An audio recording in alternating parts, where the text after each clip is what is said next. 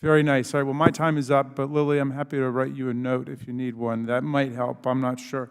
I'm going to come now to Mr. Donalds for his 5 minutes of questioning.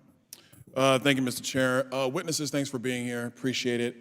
By way of background, I served in Florida's legislature. I was a chair of 2 education subcommittees.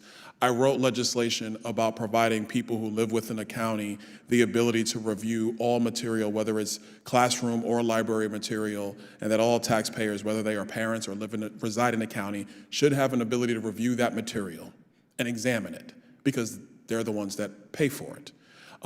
Ms. Berg, I know you're Virginia. Ms. Hull, I know you're Pennsylvania. I will describe for you the procurement process in Florida. Any material, whether it's in the library or in the classroom, is actually approved by the State Board of Education. The State Board of Education goes through their material procurement. They give a list of what they view as being responsible material for the school system. That list then goes down to the school districts. School district administrators review the list. They provide a list of what they feel should be acquired. The school board then votes on the recommendations from the administrators in order to provide the dollars to actually purchase those materials, and that is what actually ends up in the classroom or in the library. There might be a slight variation of that with the library, but by and large, the administrators bring a list of materials to be acquired, school boards vote on them, and that's how they show up. Is that true? Yes, to my knowledge. It's a little different in Pennsylvania. There's a lot more local control. Okay, fair enough. That's fair. But can we at least agree, for the premise of what we're discussing, that school boards are the ones that authorize purchases? Yes.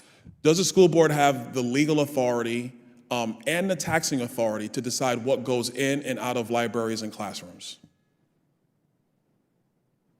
It's my understanding that school board policy places the superintendent in a position to make those and delegate those decisions. Does the elected school board have a responsibility to decide on the funding necessary to either acquire material or keep material in classrooms and or libraries? Yes or no? I think in terms of Loudoun County, we also have a board of supervisors which approves our budget. And again, like Ms. Hull said, it's our superintendent who has decisions in both staffing and allocation of resources. So when the material is allowed to come in, or there is a decision to remove material, is it just done at the behest of a group, or is there actually a vote of somebody, whether it is the school board, the board of supervisors, or even the decision of the superintendent? Is it that person's decision or that body's decision to remove said material?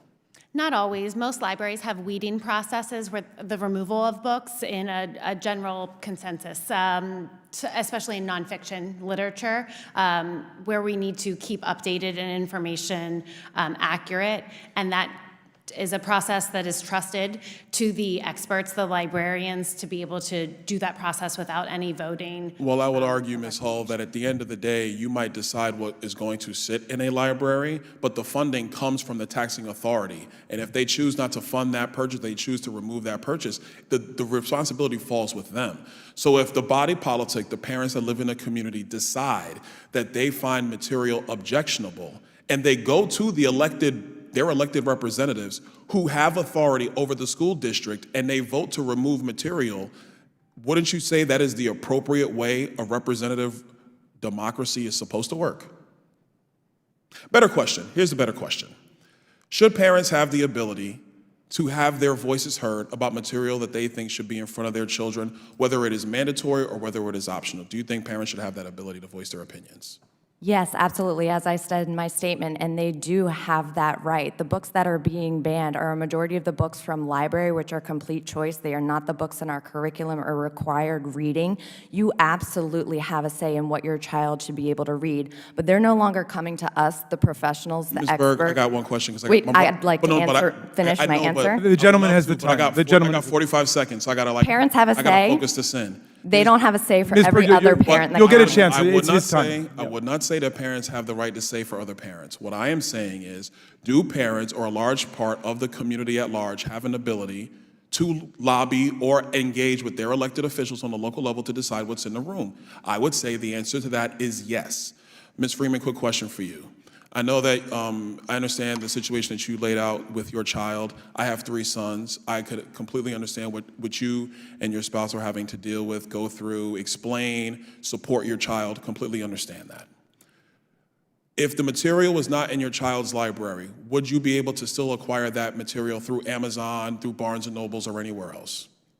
Personally, me, yes, but not every parent has that opportunity to do that, or every child feels safe enough and has that environment. And I think this is important. The gentleman's time is expired, but you can finish this Here's what I'm question. going to wrap, Mr. Chairman. Ms. Freeman, I appreciate your answer. The point I'm really trying to make is that we have many parents who have very different objectives, and they all should be respected in this discussion.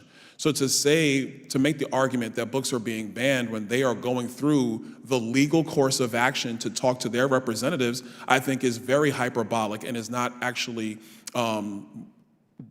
correct about the process that is being used to decide what materials are in or out of the classroom. With that, I yield back. Thank you for the leeway, Mr. Chairman. Yeah, you bet, Mr. Donaldson. And I would also just ask you to read page 59 of my book, We the Students, about Board of Education versus PICO, which dealt with just precisely the process you're talking about, but where the Supreme Court still said you can't strip books from public school libraries because someone disagrees with the viewpoint or the content there. But check it out, check it out. All right, let's see. Now, Ms. Wasserman Schultz, you're recognized for 5 minutes.